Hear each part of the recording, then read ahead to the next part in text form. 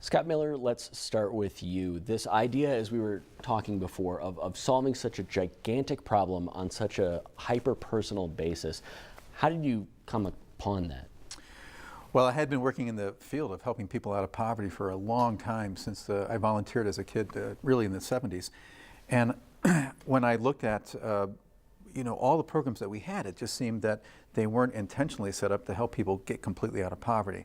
So I began to just get very interested in what it would take to help somebody make it all the way out. And this model began over the years to really start to prove some results and make it possible to do this. And meanwhile, we're seeing that if you really want to solve poverty, you've got to kind of figure out a way to get at least 10% of the problem solved before you can actually solve all of it. So I think it's possible to move the mountain, and I think it's possible to use circles to make that happen, and that's how we got started. And it started with Move the Mountain, and then you came upon this idea of sort of bringing people together. And Lene, we'll get to you in a second, and Manuela, but how do you figure out who to pair together and how to train people? Well, our first idea here in the South Valley, we started, this is our 23rd state to organize, and I just moved here recently, so we're starting a project in the South Valley. And we basically asked people to, this is what we want to do. We want to help somebody completely out of poverty. Who would you refer to us? Who would be ready to do that? And then we go out into the community and we find people like Manuela, and we say, listen, would you like to be paired with a family, put a team around somebody, and do all the things that are necessary as volunteers to be helpful so that all the programs in town work better? Lene, explain to me what you went through, how you first got introduced to the program, and what the last 9 weeks have been like. As we're taping this, your graduation is tonight, so take us back a little bit to how you found the program. I found the program through St. Vincent's de Paul. I was struggling a little. I had to make a choice, and I called them to help me. And they go through an interview process as well, and they explained to me that there was this new group in town, and they said it was called Circles New Mexico, and thought that I should interview for it. You have to actually go through like an interview process. They come in and talk to you about it and see if you're a good fit for it. And I've spent the last 9 weeks there hanging out with them and learning good things and feeling better about it. Were you nervous going into that first interview? Extremely. Yeah? Extremely.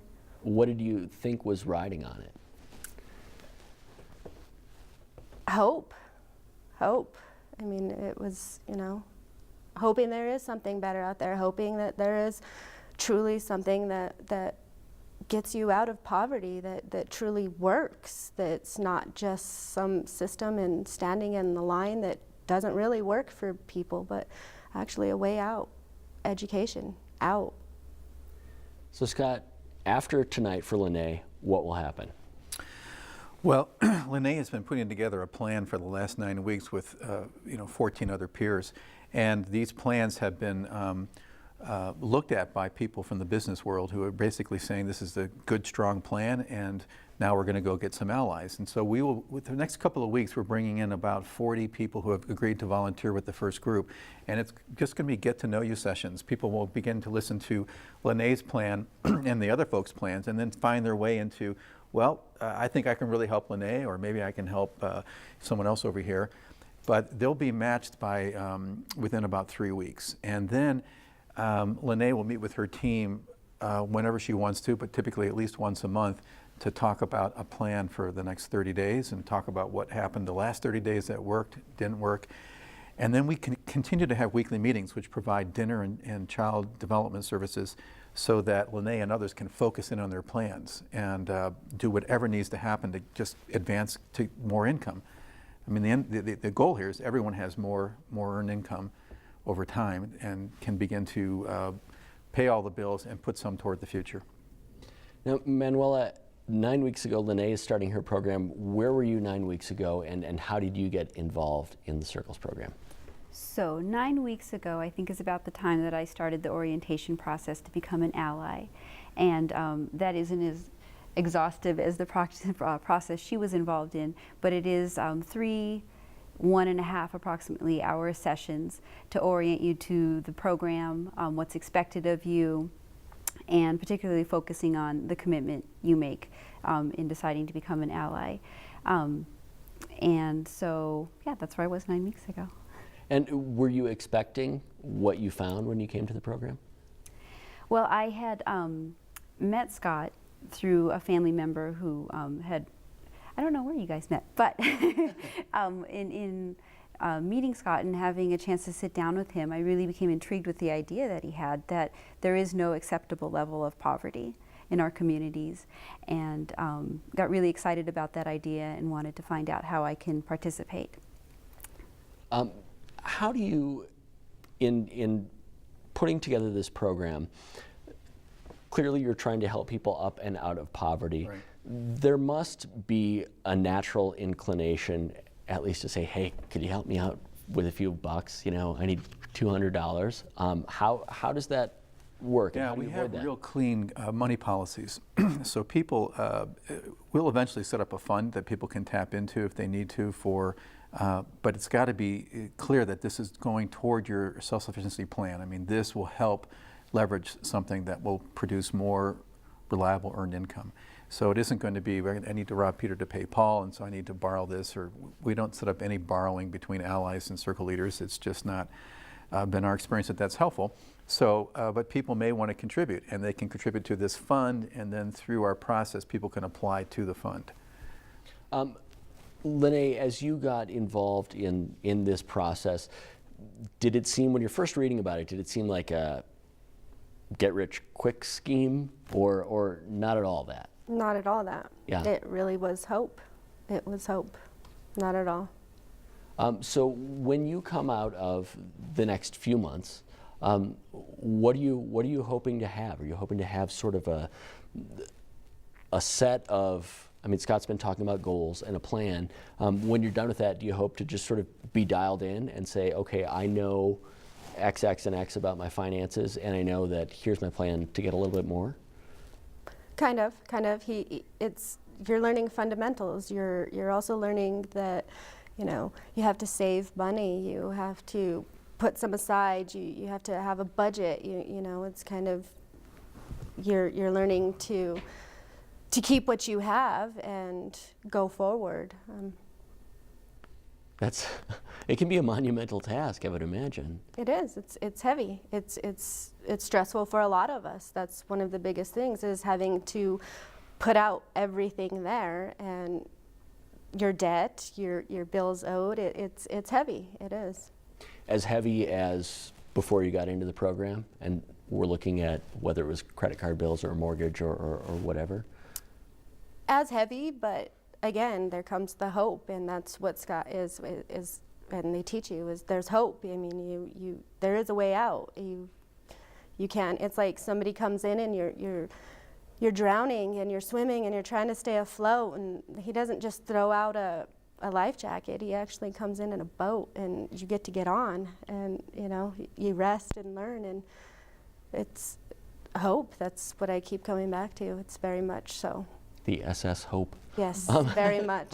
So, Manuela, when you talk to your friends about what you're doing as an ally, how do you sort of advocate for the program or spread the word? Or do you? I mean, it's got to be a tough thing to ask somebody to do. So I haven't actively yet, but I think that's maybe a little bit of what I'm hoping to get more involved in too as an ally. But at this point, if I were to explain it to one of my friends, I would say that it is basically building a friendship with someone who I would otherwise probably not have contact with. You know, I think we live in relative isolation, even within, you know, the greater metropolitan area. And so I had to have a chance to make a new friend, and that friend is someone you're going to help support by, you know, providing access to connections that you have in the community, as well as supporting them on, you know, just a friendship basis. Having an advocate for you sometimes, but also I think there's more of a reciprocal feel to it in some ways. Being able to share, I think, both my dreams with that person and their dreams, and being really excited for each other in that way. I think that's how I'd talk about it. Scott, your job is to find more people who will do that. My job is actually to convince New Mexico that we can and should end our poverty. We have 128,000 children living under the federal poverty guidelines right now, which means that their families and a family of 4 are earning under $21,000 a year, living off of that. And these children are going to replace the baby boomers, of which there are 500,000 leaving New Mexico over the next 20 years. In order for the economy of New Mexico to keep moving forward, we're going to have to figure out in a brand new way how to make sure these 128,000 kids are not raised in poverty. And when they come into the workforce, they can get into qualified jobs and move our economy forward. Up till now, all across the country, dealing with poverty has been a humanitarian effort. It hasn't been an economic imperative. But with 78 million baby boomers leaving our workforce and this next generation coming in being much smaller in a more complicated workforce, we can no longer just sort of tolerate, which right now it's about 16 million kids in poverty. We can't tolerate that as an economy. So the exciting thing is the business community is working with us all across the country now with the human service systems and education, and we're all seeing, yep, we have got to solve poverty for just the sheer survival of our communities. So that's my job, is to carry that message. That's a big job, but there seems to be this idea that there's an economic cost to this. Poverty isn't just something that affects someone who is impoverished. There's a cost to us as taxpayers, whether it's through Medicaid or something like that. It's over $5 billion in New Mexico. $5 billion. If you take the economic studies that have been done by the Center for American Progress, which is really the only big study that we've seen in the last decade on the cost of raising kids in poverty, it's $500 billion across the country. And so if you take what's New Mexico's piece of that, it's $5.1 billion.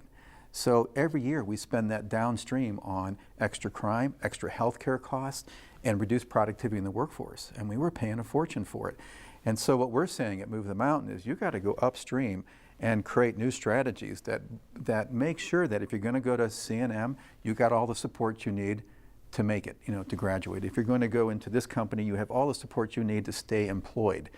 And oftentimes we just forget what it's like for people who are coming out of a situation with very under-resourced. When it comes to Plan Bs, child care, transportation, these things fall away. People quit their jobs or can't go. They quit school, can't go. And we're back to paying a fortune. So it's just time to be much more thoughtful about how all this goes. The idea of that amount of cost. New Mexico's proposed budget for this year is $5.6 billion. Imagine if we had. Well, this is the federal money and the state money and other money coming in to pay all, and we get nothing out of that expense. We get nothing from spending all that money on fallout. Scott, thanks for coming in. Thank you both very much. Lene, thanks. It's not easy to talk about sometimes, so we wish you all the best. Thank you. Thank you.